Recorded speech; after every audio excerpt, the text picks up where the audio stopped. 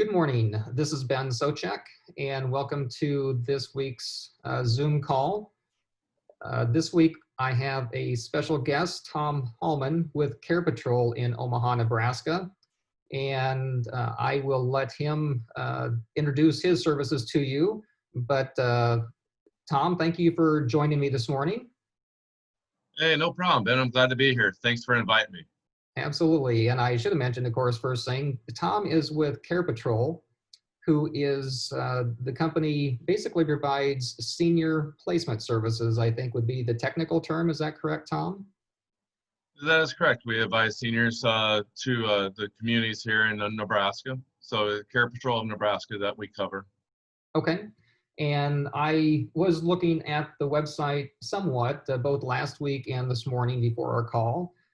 But in your own words, if you could tell individuals what CarePatrol's primary service is, or kind of what your mission and what your goal is with helping people. Yeah, we help families find assisted living and independent and memory care, and in home. We review state care and violation histories of communities that we recommend. And we tour our clients to the recommended facilities, much like a realtor shows a house, just like you do. So we are free to our community. There is no cost. We provide the service to a lot of people. And why we're successful is that we are free. We don't get paid by you. We get paid by our network providers. And we will help you find the safest and best community for you and your family and loved ones that need. Okay, very good. And how did you personally get started with CarePatrol? What brought you to I guess, a business, you might say, of helping people? Yeah, matter of fact, that's a great question. A lot of people sometimes that get in this business, either it comes from somebody that it was a loved one. For me, it's always been I had a niche of being around older people and seeing how it made them feel different, and how once we get to a certain age in our life, sometimes we get to an age where we're like, I'm just old. I always found my gravitation was always make a difference in their life, to make them still feel like they're still young. And during this process, it is a very difficult time knowing what we could do as caregivers to help our loved ones out. And me personally, with the friends that I had one of my friends that ended up passing at 102 years old. Learned a lot, but just making that one impact on them, to show them what a great things that you could do to impact our elders, or show them what you could do to enhance their life to be a better for them and the family. Sometimes we all need a break. And so that, for me, that's how I got into this. I was looking around, and this caught my eye about helping senior communities. And I felt like it was a good niche for me at that point, just from those little small things that I have experienced in my life with my elder generation that I became good friends with. I just most recently, had a friend of mine most recently passed. But sad, but the best thing about it is the memories, that the way we felt, the way he felt, and the way his family felt. And those are the most important things that made me get into this job. And I say job, and be an owner of this company, to make a difference and show families it's all right to let others help take care during their most difficult time of need. Mm-hmm. And as you mentioned, I'm sure you have encountered some challenging times and some stressful times for other people, but being able to help families through those times has to be very rewarding to do that for individuals and family members. If you could, what are some of the typical reasons, I guess, or some of the, maybe what I would term a life-changing event that leads a family or family member to look for your services, to start looking for your type of services that you offer? It's a great question. A lot of times, a lot of people find us, whether it's from the doctor's office, or maybe just on their own, or church, or a networking group. why they come to us and provide these times, and when times have changed, is either because there's caregiving at home becomes a way overwhelming for those that are taking care of their loved ones, and it's time to be moved into a community at this time for a safer living. And at that point, we walk the family right through that whole process, and how difficult it is. It's very frustrating. It's very difficult, and we want to take that pressure off your shoulders and help relieve that pain, and guide you to what services that are actually out there, and show you what best community fits your family members' needs. You know, from all walks of life, it all happens in different angles. Sometimes we get it from the doctor's office saying this family really needs your help. They didn't know the service was out there to be provided. Or we have a church group that will call and say, hey, we have a member in our church that needs your services, and they're trying to figure out what to do with mom and dad, or maybe grandma and grandpa. The situation comes down to this. It's when we kind of figure that we have not enough resources at home to help better our loved one's life, and that's when we get involved. Mm-hmm. And so with that being said, numerous different organizations that do reach out to CarePatrol, from the fire and police department, from churches, from hospitals, from social workers to caseworkers. They know what type of service that we provide, and the key is that we are a free service to the families to help place their loved ones during this most difficult time. Mm-hmm. Okay. And what are the specific services that CarePatrol offers to families that you work with? If you could kind of just give us a rundown on what you can do for people. Yeah, matter of fact, especially like our vets is a huge thing right now.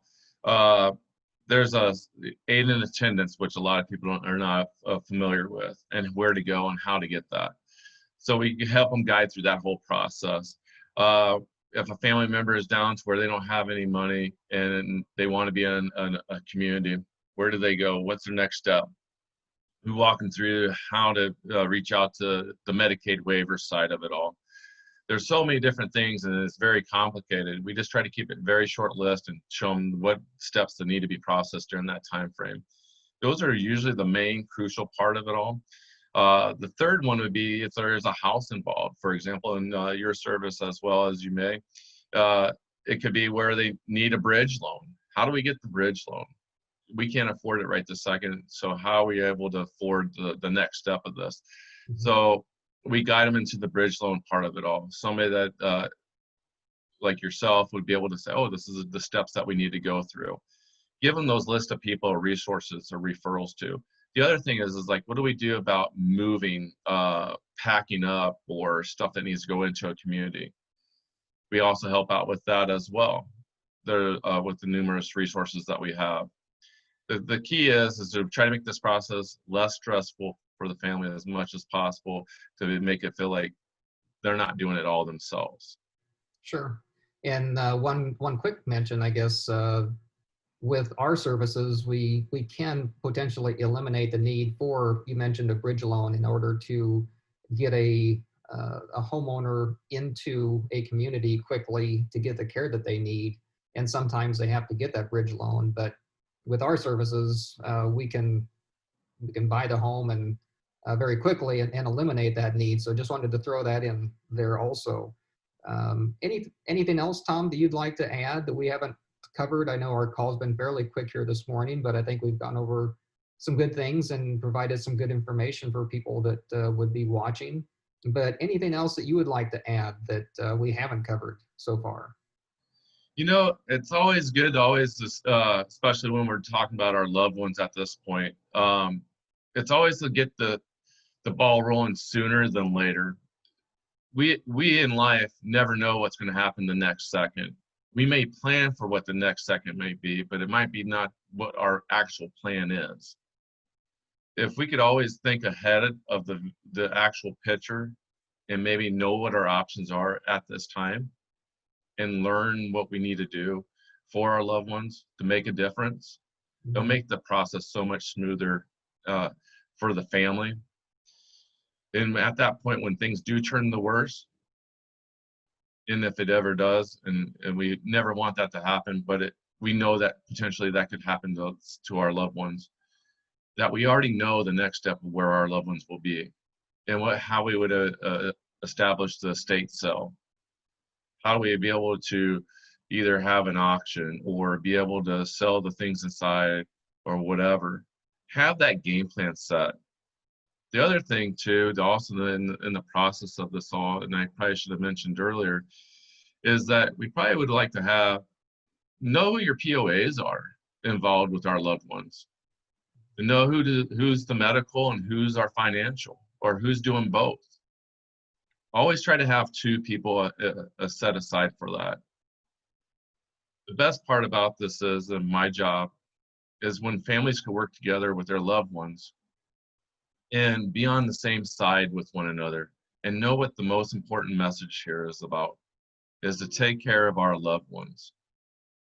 And if we could get past that stage to know that taking care of our loved ones is the message that is most important, there's potentially a better lifestyle at the end of the rainbow for them and for yourselves.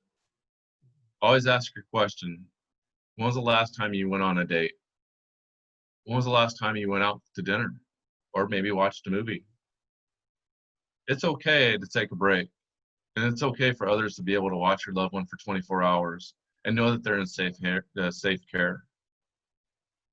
But you also have to remind yourself, you got to take care of yourself, and it's all right for others to help take care of your loved ones as well. And as CarePatrol, we do want the better lifestyle, the better, safer living for our seniors. I agree. With everything you said.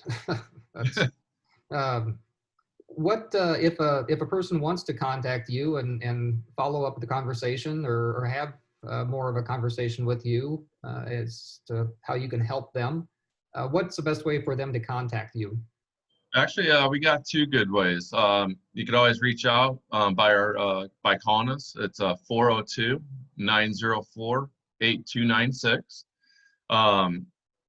Or you could go to our website at CarePatrol Omaha in Lincoln. That also give you my little biography about myself, about the company, have a little bit of information there, be able to see some of the different things that people wrote about us. The other thing is, you can follow us on Facebook at CarePatrol Nebraska as well. We do cover the majority of Nebraska. So reach out. We're here. The phone rings all the time, but there's not one call that goes by where we don't either call you back or don't answer as when you call.